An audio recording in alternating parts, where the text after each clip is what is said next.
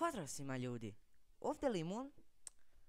Danas imam jako zanimljivu temu što se tiče bake i praseta.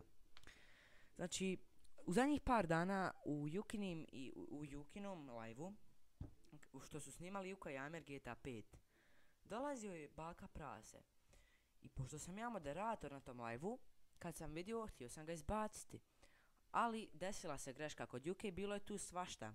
I ja sam se kao posvađao sa bakom prasetom, naljutio sam se na njega, puno je spamao budala.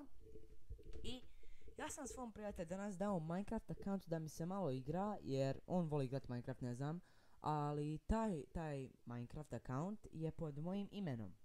E sad, ja želim da vi procijenite za ovo. Znači on je ulazio u Skywars igru i došla mu je poruka od bake praseta, znači username baka prase mu je poslao poruku zašto spamaš Kidaro.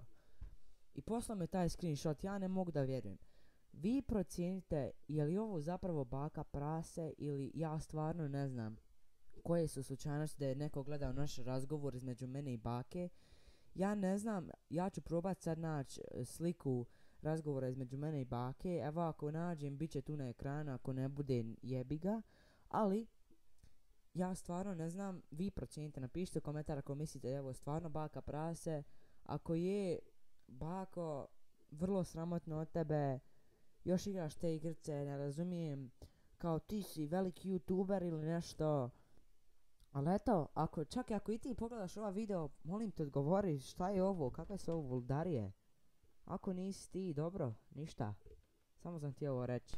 Poenta ovog videa jeste da je baka prase zapravo ovdje bio. Zašto bi im se javio preko Minecraft servera?